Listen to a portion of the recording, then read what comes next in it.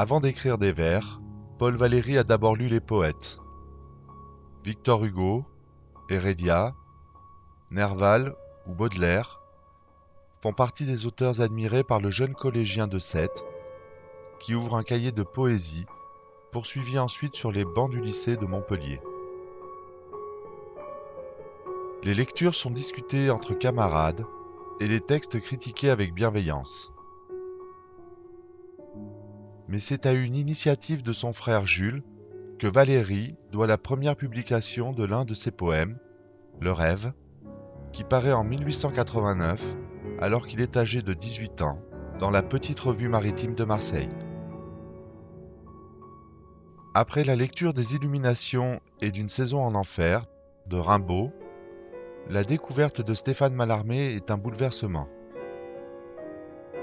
Il va falloir toute l'insistance amicale de Pierre-Louis pour que Valéry accepte de faire paraître ses vers dans les revues d'inspiration symboliste.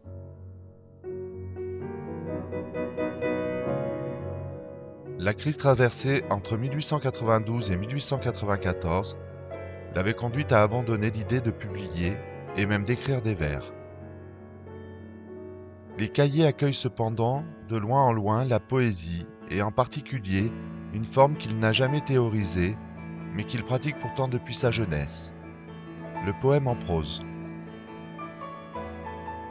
Aux yeux des poètes de la jeune garde, de Dada puis du surréalisme,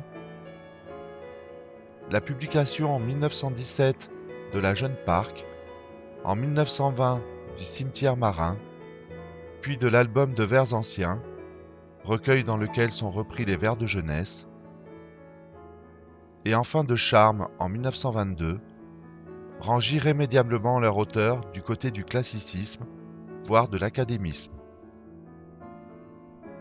Valéry est en partie responsable de ce jugement, lui qui soutenait dans une conférence prononcée en 1935 « L'œuvre qui n'était que neuve, que passionnée, que significative des idées d'un temps peut et doit périr.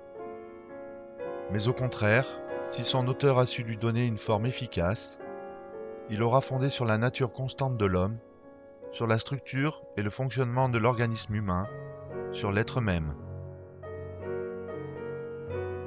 Si dans certaines de ses publications postérieures, Valéry inclut des poèmes en prose ou en vers libres extraits de ses cahiers, il ne fera pas paraître de nouveaux recueils après Charme.